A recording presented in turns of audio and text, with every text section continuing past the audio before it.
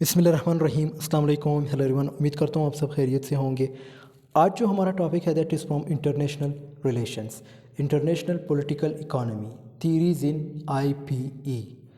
इस पे ऑलरेडी मैं एक वीडियो बना चुका हूँ जिसमें मैंने इंटरनेशनल पॉलिटिकल इकोनॉमी का कंसेप्ट और साथ में इसके 3 थीरीज़ डिस्कस किए थे।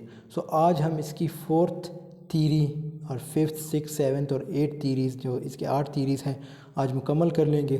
सो उस पहली वीडियो का लिंक आपको डिस्क्रिप्शन में मिल जाएगा, उसको ज़रूर देख लीजिएगा। ये आपके CSS, PMS, PCS और डिफरेंट जो लाइक IR सब्जेक्ट आप यूनिवर्सिटी में जो पढ़ते हैं उससे रिलेटेड हैं। सो बढ़ते हैं अपने टॉपिक की तरफ। ये तो मैं सारा डिस्कस कर चुका हूँ पिछले वीडियो में। अभी हम आते हैं यहाँ पे इम्पेरियलिज़म थीरी पे। ठीक है, इम्पेरियलिज़म या कलोनियलिज़म, ठीक है, ये दोनों इसका लाइक एक इंटरेक्ट कनेक्शन है, like but there is a huge difference between imperialism and colonialism. So imperialism and colonialism are related concepts but have distinct meanings. Colonialism, सबसे पहले colonialism को देखते हैं. Colonialism refers to the establishment and maintenance of colonies in foreign territories by a powerful country. It involves direct control over the territory open through settlement, military occupation or administration. देखो, कलोनियलिज़म जब आप अपनी territory से निकल कर दूसरी territory को physically कंकर करते हैं तो ये कलोनियलिज़म है। ठीक है, तो सिंपल ये कलोनियलिज़म है। अब वो टेरिटरी जब आप कंकर करते हो वहाँ पे आप सेटल हो जाते हैं, या तो मिलिट्री ऑक्यूपेशन होती है, एडमिनिस्ट्रेशन अपनी जो है आप वहाँ बना लेते हैं। उसके बाद आते हैं इम्पेरियलिज़म की तरफ। Imperialism is a broader concept that encompasses various forms of domination and control, not necessarily limited to the establishment of colonies. It can include economic, political, or cultural domination over other nations, region, often driven by a desire for expansion, resources, or strategic advantages. Imperialism किसे कहते हैं? Imperialism का concept कुछ यूँ है कि जब आप किसी मुल्क पे काबिज़ हो जाते हैं, चाहे आप फिज़िकली, पॉलिटिकली, इकोनॉमिकली उस मुल्क को अपने गिरफ्त में ले ले, उसको कहते हैं इम्पेरियलिज़म। ठीक है, यहाँ पे कुछ वर्ड जो अभी मैंने रिपीट किए, जैसे जब आप उस मुल्क को फिज़िकली, पॉलिटिकली, इकोनॉमिकली उस मुल्क को अपने गिरफ्त में ले लें तो इसको हम क्या कहेंगे? इम्पेरियलिज़म। बाकी कॉलोनियलिज़म का कंसेप्ट भी मैंने समझा दिया कि इन दोनों में क्या फ़र्क है। मतलब उसमें फिर आपकी जो ओबियसली रीजन्स वगैरह, ये कल्चरल डोमिनेशन सब कुछ आ जाता है। ठीक है, एक्सपेंशन, रिसोर्सेज सब कुछ कंट्रोल कर लेते हैं। In a sense, colonialism is a specific manifestation of imperialism, where one country directly controls and governs another territory. Imperialism, like जो क्या कहते हैं, colonialism और imperialism में दोनों में यही, इट मीन्स इसमें यही होता है कि दोनों में जो है क्या कंसेप्ट है, दोनों का कंसेप्ट कुछ ये कि दोनों में जो कंट्रोल है वो एक गवर्नमेंट के पास जाती है। मतलब जो वहाँ पे कॉलोनी जिसने बनाई हो या जो imperialized हो। While imperialism can involve a range of tactics beyond colonial rules such as economic exploitation, political influence और cultural hegemony. ठीक है, imperialism इसमें ये चीज़ भी इन्वॉल्व है, मतलब आप उनके कल्चर को कंट्रोल करते हैं, पॉलिटिकल इन्फ्लुएंस होती है, एक्सप्लॉयटेशन ऑफ नेचुरल रिसोर्सेज, ये सारे रॉ मटेरियल्स, ये सारी इसमें आ जाती है। ठीक है, तो ये तो एक शॉर्ट सा कंसेप्ट। अब आते हैं नियो कलोनियलिज़म का। नियो कलोनियलिज़म किसे कहते हैं? It refers to the indirect, subtle और informal means by which a powerful country और group of countries maintains control or influence over other nations, often after formal colonial rule has ended. Unlike traditional colonialism, neo-colonialism operates through economic, political and cultural mechanisms rather than direct territorial control. बहुत ही interesting concept है इसका। देखो, पहले क्या होता था, पहले तो ममालिक बहुत ज़्यादा वीक थे, आप किसी भी जगह उठ सकते थे और किसी दूसरे मुल्क पे कब्ज़ा कर सकते थे।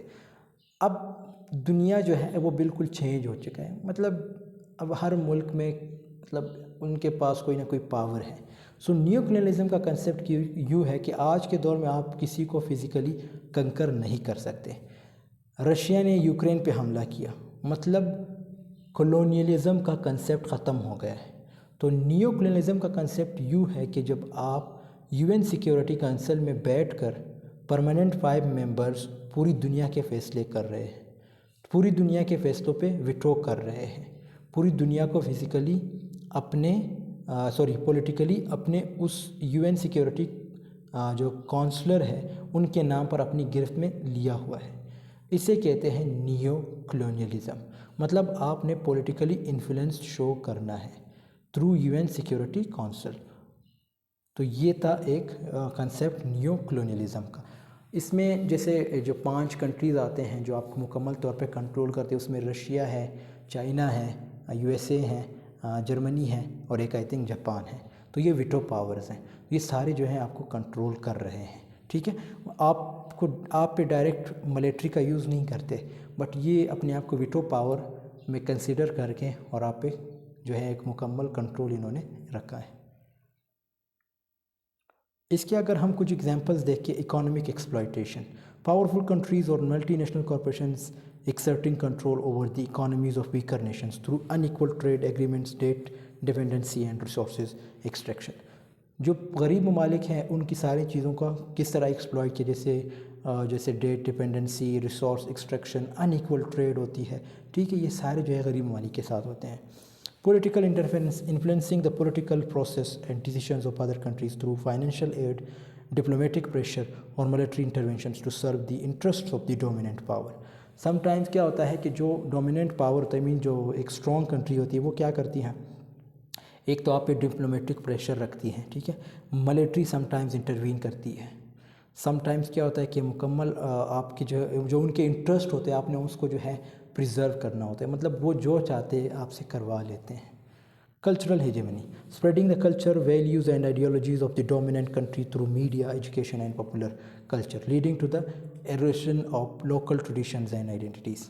تو اس میں آپ ان کے کلچر کو بھی اڈاپٹ کر لیتے ہیں، جیسے ان کی جو آئیڈیالوجیز ہیں وہ اڈاپٹ کر لیتے ہیں. یہ سب کچھ کس طرح کرتے ہیں؟ یہ میڈیا کے تھرو کرتے ہیں. Media, education and popular culture leading to erosion of. ٹھیک ہے، یہ ساری چیزیں جو ہیں پھر اسی میں آ جاتے ہیں. اگر ہم دیکھیں تو پاکستان کی اگر ہم اگزامپل لے لیں تو آپ کو کیا لگتا ہے یہ نیو کلونیلزم میں آئے گا یا نہیں آتا؟ اٹ مینز اس کو جو ہے ایک کنٹرول، سم ٹائمز آپ دیکھتے ہوں گے کنٹرول کوئی اور کر رہا ہوتا ہے. ٹھیک ہے، اسی طرح جو ایسے ممالک جو اپنے مسائل میں اپنے آپ کو ایسے جھگڑ چکے ہوں، تو دنیا ہے اوبیسلی، سوشل میڈیا ہے، سب کو پتہ چل جاتا ہے، تو کوئی نہ کوئی ملک آپ پہ کنٹرول ضرور رکھتا ہے. اب پاکستان ہے، انڈیا ہے، یا دوسرے جو ممالک ہیں، بنگلہ دیش ہیں، جتنے بھی پور کنٹریز ہیں، یہ پور کنٹریز میں ہی آئیں گی. آج کل انڈیا تھوڑا بہت آگے نکل چکا ہے، لیکن اگر ان کے تھوڑے پاسٹ میں ہم دیکھیں تو اوبیسلی یہ پور کنٹریز میں آتی ہیں. تو یہ کیا کہتے ہیں، نیو کلونیلزم کا کنسیپٹ اس میں بھی ہم ایڈجسٹ کر سکتے ہیں. International institutions, dominance of global institutions such as the world bank, IMF and WTO. اچھا، اس کا کنسیپٹ یہ ہے کہ انہوں نے بھی آپ کو کنٹرول کیا ہوتا ہے. اب ورلڈ بینک ہے، اگر ہم پاکستان کی ایگزامپل لے لیں تو وہاں سے بھی قرضے لے رہا ہے، IMF سے بھی لے رہا ہے. ورلڈ ٹریڈ آرگنائزیشن ہے، powerful countries which can impose policies and conditions that benefit their own interest. تو یہ ایسی آرگنائزیشنز ہیں جو انہی ممالک کی ہیں. مطلب یہ جو پاورفل کنٹریز یہ پیسہ جو ہے وہاں ڈپازٹ کرتے ہیں، پھر آپ کو وہی پیسہ ملتا ہے. تو یہ پھر آپ پہ کچھ نہ کچھ اوبیسلی کنڈیشنز بھی رکھتے ہیں جو آپ نے ماننے ہوتے ہیں. جیسے اگر ہم ریسنٹلی پاکستان کی ایگزامپل لے لیں، IMF نے کہا تھا کہ بھائی آپ جو ہے اپنے جو امیر طبقہ ہے، مطلب یہ ایلیٹ کلاس ہیں، اس پہ جو ہے کیا کرنا ہے، آپ نے ان پہ ٹیکس رکھنا ہے. مطلب انہیں کہے کہ ٹیکس دیا جائے، آپ نے بجلی مہنگی کرنی ہے، آپ نے یہ کرنا ہے، وہ کرنا ہے. تو یہ سارے کنڈیشنز رکھے جاتے ہیں. تو یہ تھا نیو کلونیلزم کا کنسیپٹ. اب ایک اور کنسیپٹ آتا ہے نیو امپیریلزم کا. یہ اس کا سمپل کنسیپٹ یہ ہے کہ آپ نے دنیا کی اکانومی کو کنٹرول کرنا ہے تھرو اکانومک انسٹیٹیوشنز اور فائنینشیل انسٹیٹیوشنز جیسے ورلڈ بینک ہے، IMF ہے، ETC. مطلب یہ جو نیو کلونیلزم کا کنسیپٹ وہ اس میں آ جاتا ہے. جیسے آپ کو کنٹرول کرنے والے کون ہیں، ورلڈ بینک بھی ہو سکتے ہیں، IMF بھی ہو سکتا ہے، WTO بھی ہو سکتا ہے. تو یہ سارے آپ کو کنٹرول کر رہا ہوتا ہے. ٹھیک ہے، اب آتے ہیں dependency theory. It suggest that global economic system is structured in a way that benefits the cover countries, cover nations یا کور کنٹریز. کور کنٹریز یا کور nations means developed countries. At the expense of the پیراپیری nations, developing countries جو develop نہیں ہو، ابھی اس process میں ہو. This theory emphasize the unequal power dynamics and economic relationships between the two groups of countries. اس کا بھی بڑا ہی خوبصورت concept ہے dependency theory کا. آگے بھی کچھ اس کے ایگزامپلز ہم ڈسکس کریں گے. دیکھو ڈپینڈنسی تھیوری کیا ہے. یہ کہتی ہے کہ دنیا کے اندر دو طرح کے ممالک پائے جاتے ہیں. ایک کور کنٹریز ہیں جو بہت زیادہ طاقتور اور انڈسٹریلائزڈ ممالک ہیں. ایک پیراپیری کنٹریز ہے جو بہت زیادہ غریب ممالک ہیں. کور کنٹریز میں ہم یورپین ممالک جیسے امریکہ ہے، چائنا ہے، اور جو پیراپیری کنٹریز ہیں ان میں آپ افغانستان، صومالیہ، پاکستان، انڈیا جہاں پر کیوس ہے، سول وارز ہیں. کور کنٹریز کے ہاں لیٹسٹ ٹیکنالوجی ہے، ملٹری گڈز، مطلب یہ ساری اچھی چیزیں ہیں. لیکن جو پیراپیری کنٹریز ہیں ان کے پاس ایک بہت بڑی اسٹرینتھ ہے، وہ ہے ان کی نیچرل ریسورسز اور را مٹیریل پروڈیوس کرتی ہے.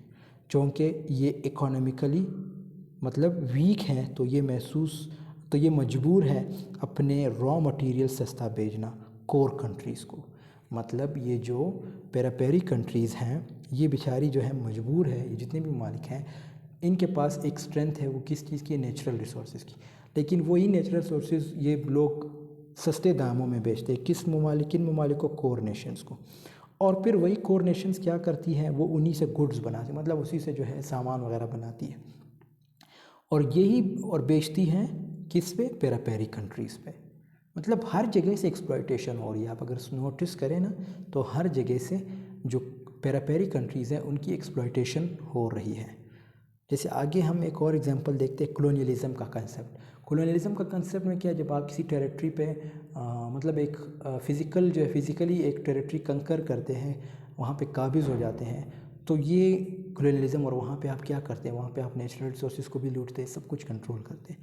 امپیریلزم کا بھی کنسیپٹ میں نے سمجھا دیا ہے. اور اسی طرح نیو کلونیلزم کا کنسیپٹ آپ لوگوں کو پتہ چل گیا ہے کہ نیو کلونیلزم کا کنسیپٹ کیا ہے. Structure adjustment programme S Ps, یہ بھی اسی کا پارٹ ہے. مینز یہ ڈپینڈنسی تھیوری کا ایک فورتھ ایگزامپل. یہ سارے ایگزامپلز ہیں. کلونیلزم ایگزامپل آپ دیکھ سکتے ہیں، امپیریلزم ہے، نیو کلونیلزم ہے، اور اسٹرکچر ایڈجسٹمنٹ پروگرامز جس کو ہم SAPS بھی کہتے ہیں. ان دا 1980s and 1990s international financial institutions like the IMF and World Bank imposed SAPS on many developing countries as conditions for receiving loans. اس طرح کیا مطلب جتنے بھی غریب ممالک ہیں، جتنے بھی پیراپیری کنٹریز ہیں، ان کو انہوں نے ایک ایسا سسٹم میں جگڑا ہے، جیسے انہوں نے فائنینشیل انسٹیٹیوشنز بنائے جس میں کیا ہے مطلب انہوں نے کنٹرول کیا ہے سب کچھ. لائک مینز جو غریب ممالک ہیں ان کو لون دینا، پھر اوپر سے کنڈیشنز رکھنا. میں نے ابھی آپ کو بتایا نا جیسے پاکستان پہ انہوں نے کنڈیشن رکھی کہ بھائی اپنی بجلی مہنگی کرے، یا اپنی وہ کیا کہتے ہیں جو آپ کی ہائی کلاس ہے یا ایلیٹ کلاس ہے اس پہ جو ہے ٹیکس رکھا جائے. ٹھیک ہے، تو یہ ساری چیزیں جو ہیں پھر کنڈیشنز میں آ جاتی ہے. اور یہ کس نے رکھی تھی؟ پاکستان پہ IMF نے رکھی تھی. ٹھیک ہے. اس کے بعد ہے world system theory. World system theory کیا ہے؟ World system theory developed by sociologist Immanuel ولنسٹن is a perspective in international political economy that views the world as a single capitalist system characterized by a division of labor and unequal power relationships. It identifies cover, semi پیراپیری. اچھا یہاں پہ ایک اور concept آیا ہے. دیکھو کور کا تو آپ کو پتہ چل گیا ہے، پیراپیری کا بھی آپ کو پتہ چل گیا. ایک کنسیپٹ آتا ہے semi پیراپیری. Semi پیراپیری countries with in this system H playing distinct rules in the global economy. ٹھیک ہے، اب یہ اس کو سمجھتے کہ اس کا کیا کنسیپٹ ہے. اس تھیوری میں کور اور پیراپیری کے ساتھ ایک اور کیٹیگری آتی ہے جسے ہم سیمی پیراپیری کہتے ہیں.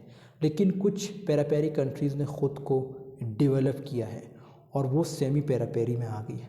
مطلب جو پیراپیری کنٹریز تھی جنہوں نے خود کو ڈیولپ کیا ہے وہ اب سیمی پیراپیری کنٹریز میں آ گئی ہے کہ ان میں پوٹینشیل ہے کور میں جانے کا، لیکن وہ کچھ ایشوز کی وجہ سے پیراپیری سے تو نکل آئے ہیں لیکن درمیان میں کھڑی ہیں.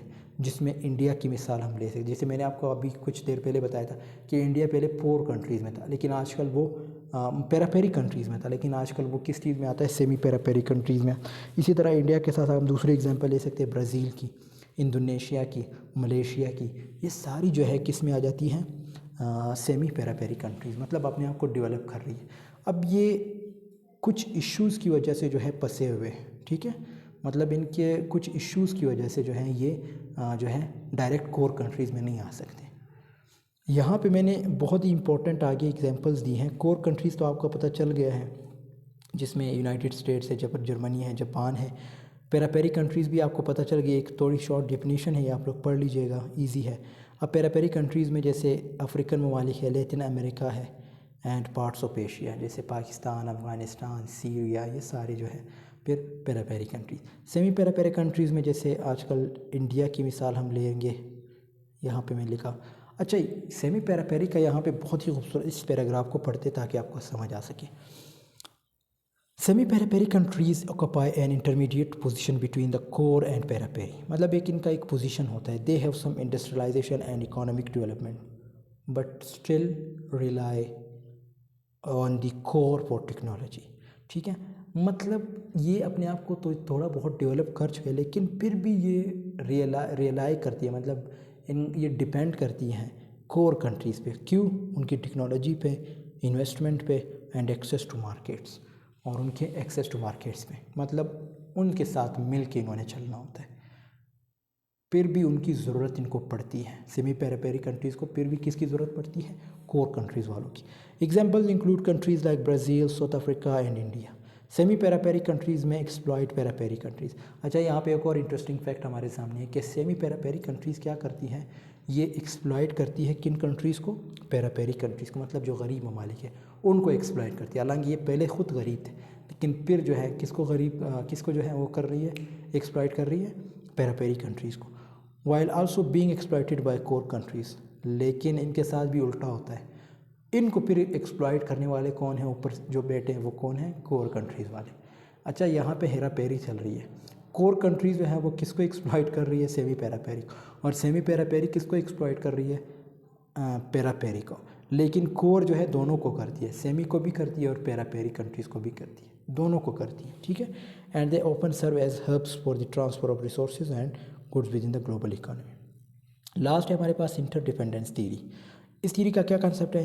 Inter dependence theory international political economy emphasizes how states are interconnected and how their actions can have ripple effects globally، ٹھیک ہے۔ جیسے ہمارے پاس اگر ہم اس کی ایگزامپل دیکھیں، انٹر ڈیپینڈنس تھیوری کا اگر ہم پراپر ڈیفینیشن دیکھیں، اس کے کنسیپٹ سمجھیں، اس میں کنسیپٹ آتا ہے کمپلیکس انٹر ڈیپینڈنس کا۔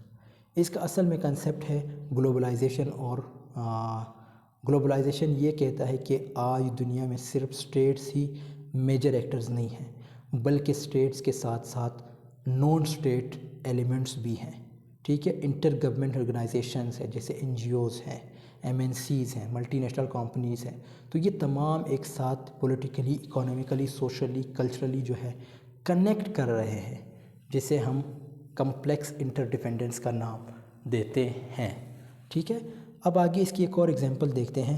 تو اب اوبیسلی آپ کو انٹر ڈیپینڈنس تھیوری کی سمجھ آ گئی ہے کہ صرف سٹیٹس جو ممالک ہیں وہ صرف مین ایکٹر نہیں ہیں، بلکہ ان کے ساتھ نان سٹیٹ ایکٹرز بھی ہیں۔ نان سٹیٹ ایکٹرز میں آپ کے یہ سارے جو NGOs ہے، IMF ہے، یہ سارے جو ہے نان سٹیٹ ایکٹرز میں، ورلڈ بینک ہے، ورلڈ ٹریڈ آرگنائزیشن ہے، یہ سارے آپ کی نان سٹیٹ ایکٹرز میں آتے ہیں۔ One example is the concept of economic interdependence where countries rely on each other for trade and investment۔ جیسے ہمارے مطلب ایک انٹر کنیکشن ہے، کس کا؟ ہم سارے ایک دوسرے پہ ڈیپینڈنٹ ہیں، کس چیز کے لیے؟ ٹریڈ اور انویسٹمنٹ کے لیے۔ The European Union is a prime example as member states share a common market and currency۔ جیسے یورپین یونین ہے، اس میں ایک ہی کرنسی جو ہے مارکیٹ میں چلتی ہے، اور وہ کون سی کرنسی ہوگی؟ اوبیسلی کسی ملک پہ ڈالر، آج کل جو اوبیسلی جو چیزیں ہم ٹریڈ کرتے ہیں وہ ڈالرز میں کرتے ہیں، leading to mutual economic Reliance. another example is دوسری ایگزامپل ہے is environmental interdependence where actions in one country can affect the environment globally such as carbon emissions contributing to climate change۔ The Paris Agreement demonstrates efforts to address this interdependence through international cooperation on climate action۔ تو یہ جیسے یہ جو globally یا environmental سے جو related تھا، اس پہ بھی سارے ملک جو ہیں آپس میں ملتے ہیں، تو اس سے کیا ہوگا؟ اس سے بھی ایک قسم کی کنیکشن کریٹ ہوتی ہے، انٹر ڈیپینڈنس، ہم سارے انٹر ڈیپینڈنٹ ایک دوسرے پہ۔ تو یہ سارے پھر کیا کرتے ہیں، اس ملک کے اگینسٹ چلتے ہیں، یا اس ملک کے اگینسٹ کسی آرگنائزیشن جیسے UN کی طرف بھاگنا ہوتا ہے کہ یہ ملک ایسا کیوں کر رہا ہے۔ تو یہ سارے سمپل اس کا مطلب یہ کہ سارے ہم ایک دوسرے پہ انٹر ڈیپینڈنٹ ہیں، ٹھیک ہے، ہمارے سب کا جو ہے ایک دوسرے کے ساتھ کنیکشن ہے۔ سو دوستوں، یہاں پہ ہماری ویڈیو کی اینڈنگ ہوتی ہے۔ آئی ہوپ آپ کو یہ ویڈیو پسند ہے تو ضرور لائک کمنٹ شیئر کیجیے گا۔ ملتے ہیں آپ سے نیکسٹ ویڈیو، تب تک کے لیے اللہ حافظ، take care of your self.